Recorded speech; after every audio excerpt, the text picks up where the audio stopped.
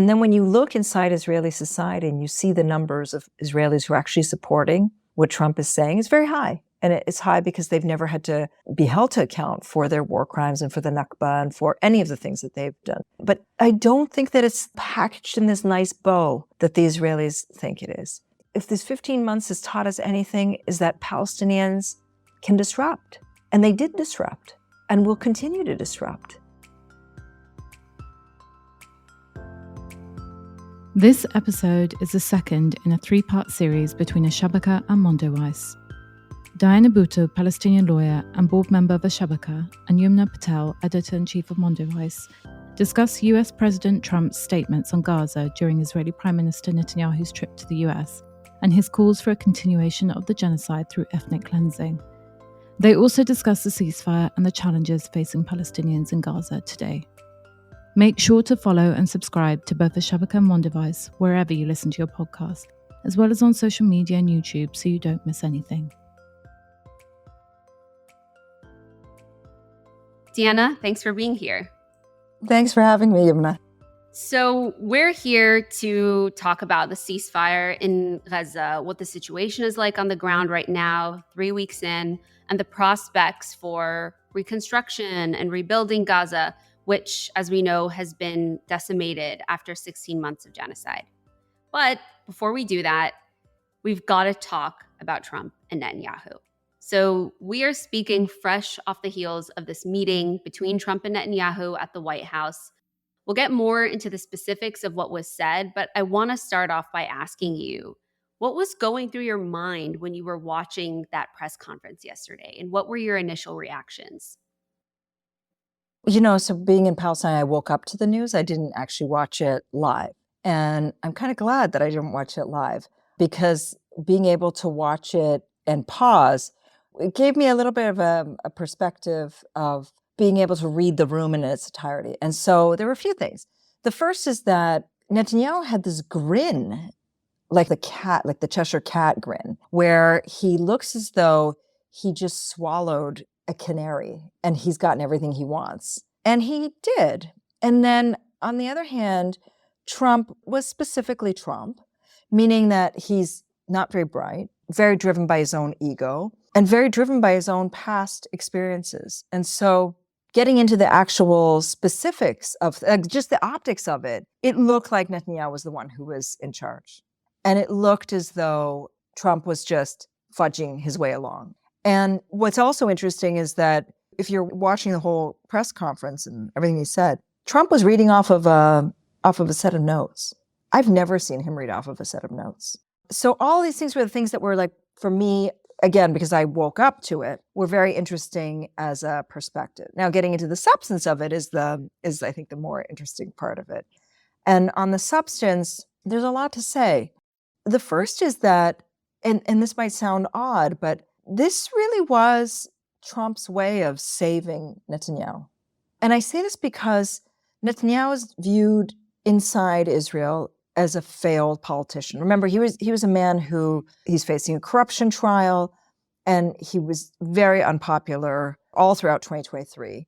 And so for him, prolonging the genocide was to his benefit. When the ceasefire was signed, Israelis very much looked at this as a sign of defeat, because it is. And that, coupled with the image of the nearly 400,000 Palestinians going back to the north, led Israelis to say, what are they going back to? I thought we decimated it, which they did. Then they realized that this was their symbol of defeat. So for Trump to come out with this statement of, this is what we're going to do, and people are going to have to leave, it's the only way that he can revive Netanyahu. And that's why he's saying it. And at the same time, it leaves you thinking, well, if 15 months of the worst of humanity was meted out on people in Gaza with all of the bombs and all of the different types of weaponry and the quadcopters and you name it, and the starvation and not allowing humanitarian aid and cutting off electricity and water and you name it, if that didn't lead to, and bombing hospitals, if that didn't lead to all of these people fleeing, then what is it that America and Israel are going to do, the United States and Israel are going to do to affect this? They have no alternative but leave. So on the one hand, it's a way to revive Netanyahu. And on the other hand, you have to step back and think about not the practicalities of it, but what does it mean? What does it mean when the only way that you can have a leader survive is by advocating ethnic cleansing? And if they truly believe in it, what is it that they have in store for Gaza? What is it they're going to do? And so this leads me to really think that this is a way of them blocking any form of reconstruction of Gaza, because it is Trump's going to be one of these like spoiled children. If he can't own it, then nobody else can do anything there. And Trump, coupled with Israel, I feel are going to make sure that Gaza doesn't get reconstructed at all. It's a really interesting takeaway, and it makes sense, like why you would kind of zero in on that. The repeated comments, about it's devastated. We've just got to level it. It could be the quote unquote Riviera of the Middle East, which, I mean, that in and of itself, we've got to, we can talk about that. But so many things, were said yesterday. And, as you pointed out, people are naturally focusing on this comment of Trump saying that the US is taking it over. And I think that a lot of people, like myself included, didn't really know what to make, or we don't really know what to make of Trump's comments a lot of the time. Are these just statements, more of the usual kind of unhinged rhetoric by the president? Or are these indications of real policy measures that we should be concerned about? And that's kind of what you're getting at, is these are really concerning and make you don't think about the logistics. Like, think about, what does it mean that this is what is being advocated as a solution? And there's also something deeper, Yumna, and it's troublesome, and I want to just spend a moment talking about it. It's this idea, as my friend Daryl Lee calls it, terraforming, which I actually call terra fantasy. And this terra fantasy is, we just need to level the place and build anew, right? And that is ignoring the history of Gaza. Gaza is one of the oldest churches in the world, a place that's been inhabited for thousands of years. And so it ignores the history and the civilization, but then it also ignores why Gaza is Gaza. And the reason that it is Gaza is because 80% of the people who live in Gaza are actually not from Gaza. It's that they fled to Gaza because Israel took over their homes and their lands. And so if we're talking about quote unquote solutions, isn't the better solution to have them move back to their homes and lands that are just across the open air prison? Places like Sderot, places like where the Nova Festival was. But then there's also something even another level to it, which is he talks about it as though some sort of disaster befell it. Like there was a hurricane, something happened. It was just bad luck. Those people, they're just poor people. And because of that, we just need to clean it out. But it's not bad luck. It's calculated. And Zionism is I think as Mohammed al-Qudus says, it's one hell of a drug, because it is. And it's this idea that it's such an ideology that the only way that it can be implemented is through ethnic cleansing. That's the only way that it can be implemented. The other part of this, Yumna, is that this like terra fantasy is not new. I remember as far back as 2005, when the Israelis finally pulled out of Gaza. They took away the settlements, but they obviously kept the place enclosed and besieged. They started talking about, we need to turn Gaza into Dubai. That was always, even Hillary Clinton said it could have been Dubai. And then at a different point, it became Singapore, but then they realized that people didn't know what Singapore is really about, so they went back to Dubai, right? And now it's the Riviera of the Middle East and all of these things. And so these are not new. This has always been their fantasy because they have no connection to the land. because for them, this is a colonial project and you can just erase things and you can put up something new and you can erase churches and bomb them to smithereens because they have no connection, because they're settlers. These are colonizers. And the policy was as far back as 2005 in terms of the Israelis. It was picked up by Kushner. Kushner was talking about it all of his time. But then there was an important part in October of 2023. The first was, I believe it was Danny Ayalon, who gave an interview with Mark Lamont Hill on Upfront with Mark Lamont Hill. And he talked about ethnically cleansing Gaza, making it smaller in size, thinner in population, and people going to Sinai with the Gulf states paying for it.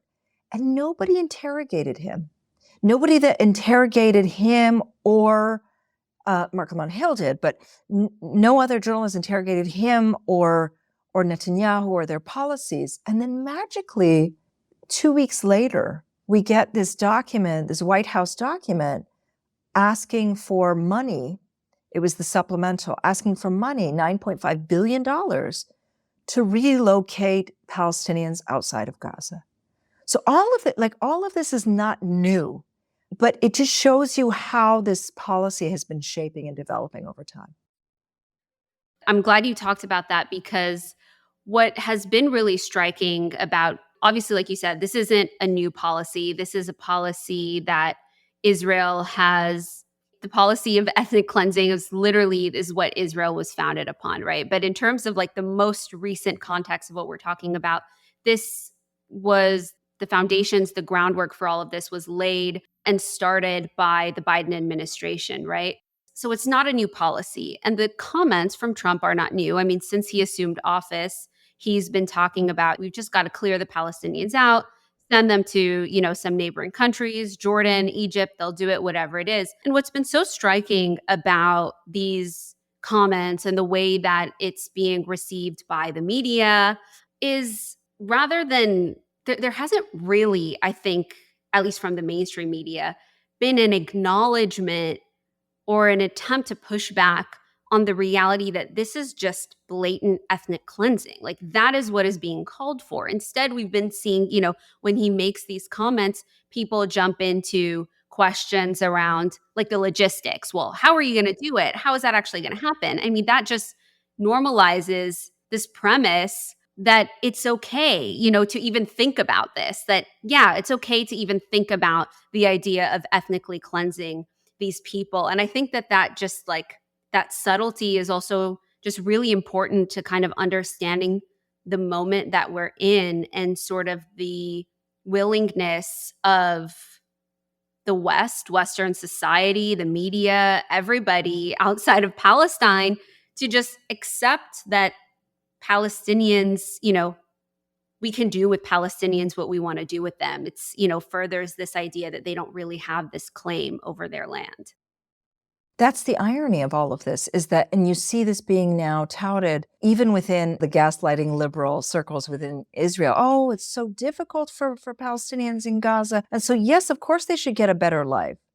But you are the one who created this condition, and their better life is when you leave. That's what's going to be their better life. But it's this we're here and we're here to stay, and we just have to find a better life for Palestinians. And it's because they don't understand. A friend of mine and I were talking about this today, that people don't understand the idea of attachment to land, but I think it's bigger. I think that they don't understand attachment to community, and they don't understand the Nakba wasn't just the taking over of land. It was the destruction of communities. It was the destruction of the places that people knew. It was the taking over of the land, destroying the houses, but destroying these communities. And that's the part that I don't think a lot of the Western media is understanding, because for them, it's all about the logistics. So is Egypt agreeing? Is Jordan agreeing? How are you going to move them? How this and how that? But they don't understand that what they're pushing is ethnic cleansing and normalizing it. But B, is that they don't understand that this was caused by Israel. And it wasn't caused by Israel just now with bombs. It was caused by Israel in 1948 with the Nakba. If you're enjoying this podcast, please visit our website, al-shabaka.org, where you will find more Palestinian policy analysis and where you can join our mailing list and donate to support our work. I mean, what you're describing, this just like sick irony that was what was on full display. Earlier, you talked about this smug kind of look and smile that Netanyahu had on his face the whole time. And people were kind of commenting on this on social media about the fact that, Trump is over here talking about the bad luck, right, that's befallen the people in Gaza. It's just destroyed. There's no life for them there, so we just got to clear them out. And next to him, smiling, is the man who oversaw that destruction and created the reality with the help of the United States, of course, to create the reality in which now we're saying, well, there's nothing left there for them, so they've just got to leave.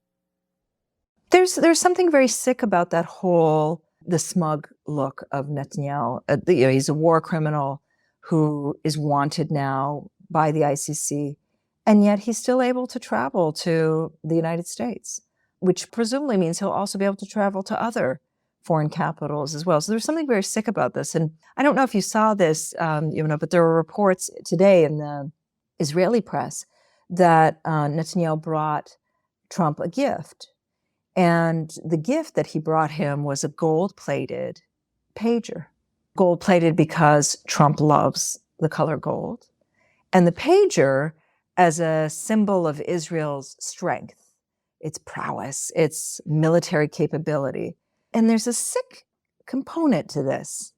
We just have to kind of sit with this. The pager is a callback to the attack that Israel carried out with the exploding pagers in Lebanon that killed dozens of people and injured so many more, including children. Yeah. Including children. There were doctors that were on call. There are 30 people who've been made blind by this. Like, it's a sick symbol.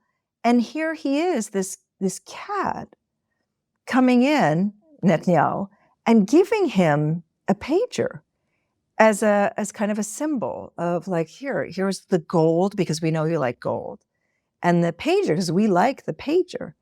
And so there's something very sick about all of this. There's something very, very sick about the whole thing. It's gross. And that's what the plan is. It's sick and gross.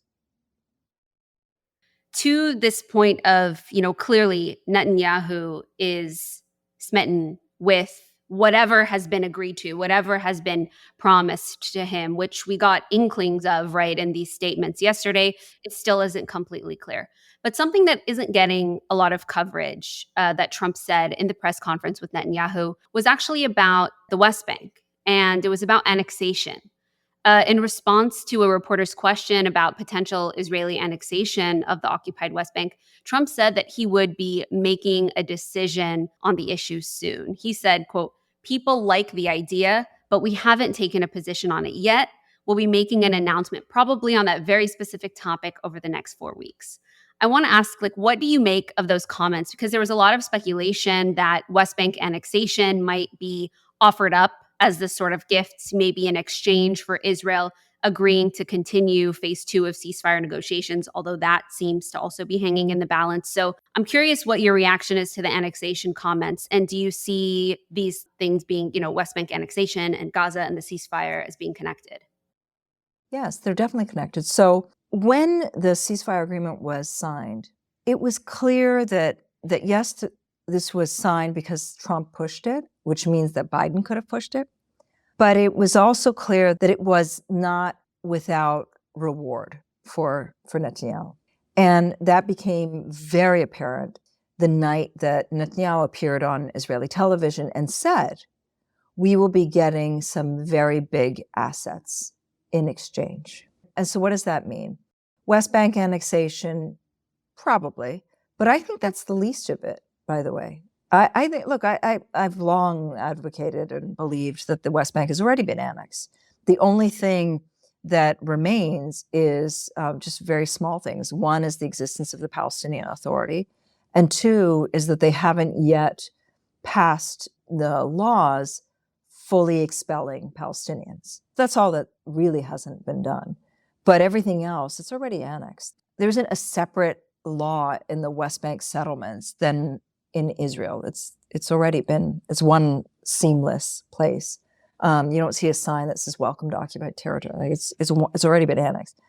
I think that the things that the Israelis are going after are a little bit deeper. And I think that they're looking for the complete destruction of not only UNRWA, but of the camps, which is why I think they're going after the camps right now. I think that they are going to put into effect a policy of ethnically cleansing the camps and saying if you want to be considered a refugee, it's not going to be within the borders that Israel controls. And I think that when we're hearing these calls that are being made to King Abdullah, that's what I think that they're talking about. And I do think that Trump is going to decide that, what do we need to have any of this stuff for? It's just one big place. And when he says people like it, there's only one group of people that he's referring to. He's not talking to Palestinians. He's not talking to humanity. He's just talking to right-wing Israelis. And yeah, they like the idea.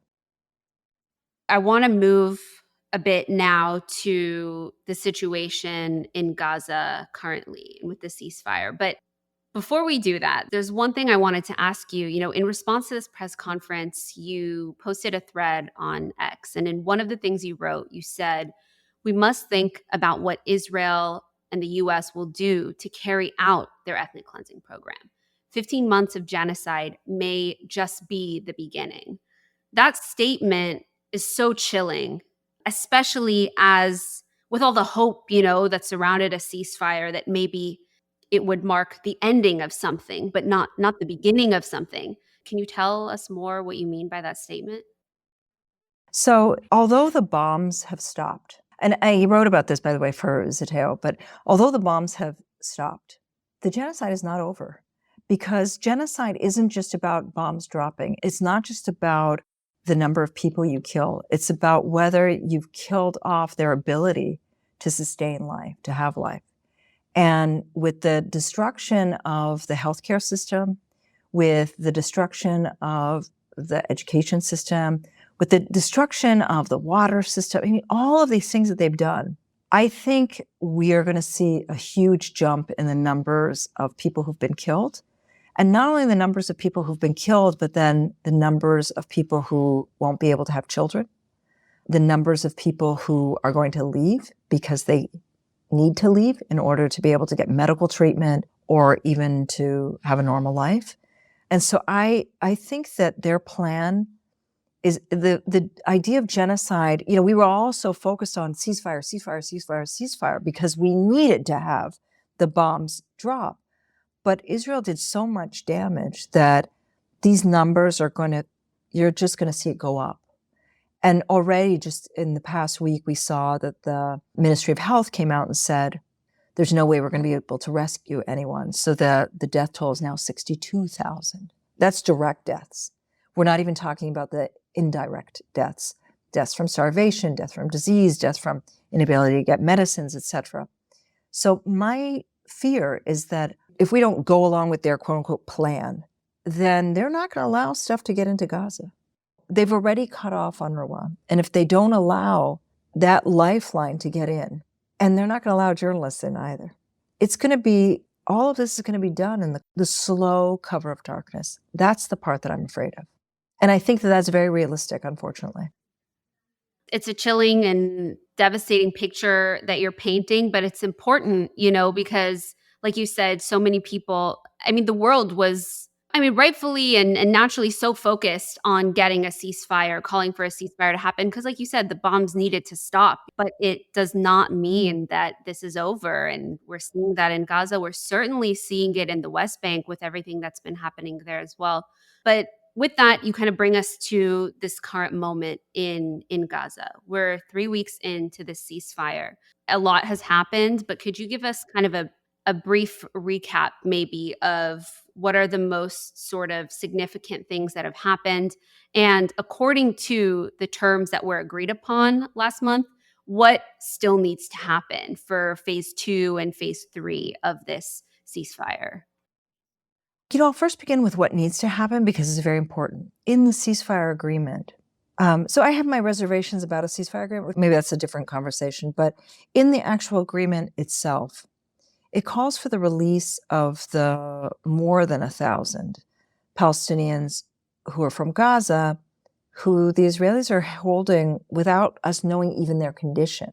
These are the ones that are being held in the torture camps and in secret prisons. We have no idea how they're being held. And Israel hasn't released those people. So this includes doctors like Dr. Hassam Abu Safiyya. So there's a lot of things that were supposed to happen that have not happened. And that's a major one.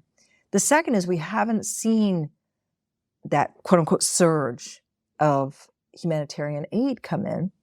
And we haven't seen any monitoring either. And then when it comes to people who've been released, the people who've been released, they're still undergoing a lot of interrogation and questioning. All the people I know are still required to present themselves before the Israeli authorities for interrogation and questioning. I'm not sure if they got their actual certificate, meaning that, not certificate, whatever it is, like their papers saying that they've been released, which means that they're always stuck in this legal limbo. But also the Israelis have not released the number of people that they should have been releasing. It's just not happening. And so those are all the things that they haven't done. What am I hearing from people in Gaza? I don't know where to begin, Yumna. It's everything from friends who, it's so sad. Friends who message me and say, my friend, my relative was last seen in X, Y, and Z area. Can you try and find out if they're being held in one of the prison camps? To other people posting on social media saying, I know that my relative was killed. If you were the person who buried him, can you please just let me know where he's buried?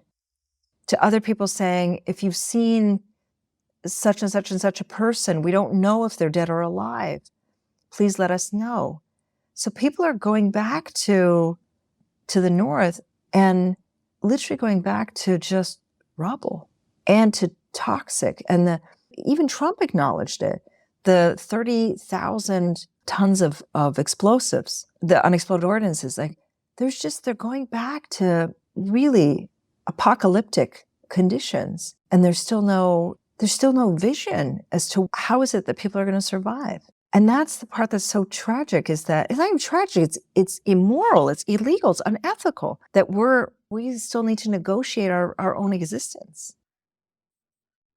I mean, we've seen these sort of testimonies that you're describing. It's certainly what we've seen as well, in the reporting from our Gaza correspondent, as well as just writers from Gaza who write for us, just talking about, after the initial euphoria and just excitement of a ceasefire being announced, just this shock that is setting in at the level of devastation and the reality that's setting in for so many people.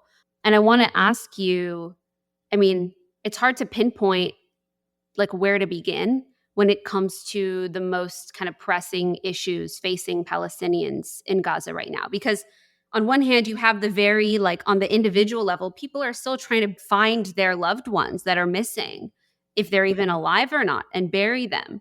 But beyond that, you have these much bigger questions around reconstruction, around the healthcare system in Gaza, around food, survival. Where do these things stand right now? How do these factor into this ceasefire period? And I do want to follow up maybe after this and ask you about, you mentioned that you had your reservations and concerns about the ceasefire agreement. So I do want to know what you think about that as well.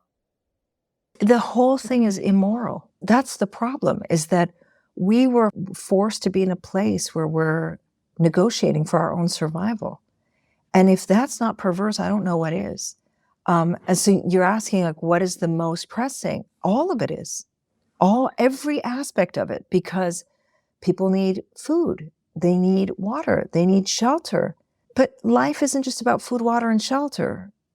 It's about being able to, the people you see and people you're around and the places you go and your education. And the Israelis have reduced life in Gaza, even before October, down to the basics of whether you have food, shelter, water, and in the food, Like, it's all about like just consuming. That's it. They never viewed Gaza as being a place that, other than, these are animals that are in a cage equivalent.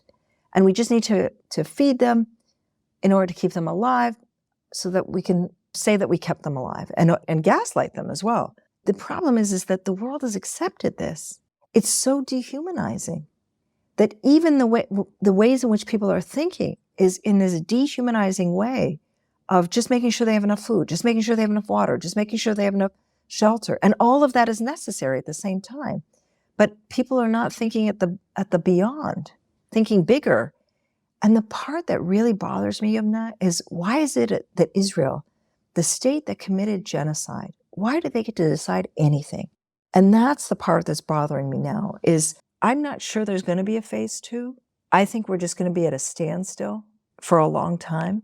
And they're going to lord over the idea of humanitarian aid, like dangle it, with the alternative being, if you don't agree, well, the alternative is what Trump has laid out. That's my fear. The question that's on my mind, that I think is on everyone's mind, I mean, beyond, right, like the phase 2, phase 3 of the ceasefire, what happens now, which, you've kind of laid out what you think is going to happen when it comes to that. But this question around what you mentioned of the bigger picture, like the future, where do we go from here? How can you begin to imagine a future for Palestinians in Gaza, given the state of Gaza right now, and the fact that everyone who is making decisions about the future of Gaza is not from Gaza, is not Palestinian? So where does that leave us? Exactly. We've seen a complete and utter failure of international leadership on all levels. And it's a failure that, like, if you can't come up with a plan to address a state that's committed genocide against a refugee population, then this international system does not work. And that's become perfectly clear. And then when you look inside Israeli society and you see the numbers of Israelis who are actually supporting what Trump is saying, is very high. And it's high because they've never had to acknowledge or account or be held to account for their war crimes and for the Nakba and for any of the things that they've done. So we're in a very sick place. We're in a very sick place. But even though we're in a very sick place, I don't think that it's packaged in this nice bow that the Israelis think it is. If this 15 months has taught us anything, is that Palestinians can disrupt. And they did disrupt. And will continue to disrupt. And will continue to disrupt not only Israel, but this international system, and turn it into, like, highlight it for how useless it is. So I don't have the answer in terms of the short term. I really don't. I do think, though, that with all of these plans that they're talking about of ethnic cleansing, there is starting to be a mind, like, there's starting to be a mind shift that we can't just keep kicking the can down the road to the next person. That doesn't mean to say it won't happen. But I do think that there's starting to be a shift in thinking in ways that there hadn't been before. I want to leave listeners with not necessarily an action item, but let's just say I can imagine that a lot of people, after listening to this and just looking at the news unfolding, like what's happening in Gaza, all these orders and statements from Trump, what's happening in the West Bank, questions about annexation, what about the movement here in the US? There's so many things kind of swirling around at once. From your view, kind of as people try to make sense of what is happening, what would you tell people to really pay attention to, or to look out for, or to watch when it comes to the news, and when it comes to really trying to get a good understanding of the moment that we're in and what this moment means for Palestine and for Palestinians? I leave with a couple of things. One is, keep your eyes on making sure that our activism is continuing, because that's exactly what the Zionists want. Is they want us to be fatigued and to get exhausted and to have they want politics of fear and desperation always. They want us to be afraid of them, and they want us to feel like, oh, it's hopeless. For me, it's not. I'm neither afraid nor do I think it's hopeless. And I think it is very important for people to keep pushing on both of those levels. But the things I think to watch out for are the plans that are being cooked up, because they are they plans that are being decided by Palestinians or for Palestinians? Is there Palestinian decision-making and agency? Or is it out of this sense of like, it's a humanitarian problem? And so those are things for me that I think for people who aren't, paying attention on the day-to-day, those are things that I think are the important ones, is to be looking at who's doing the decision-making and on what. And the bigger picture of, is Israel being held to account? Because I just refuse to accept that in this day and age, that a society, a country, is allowed to commit genocide and get away with it.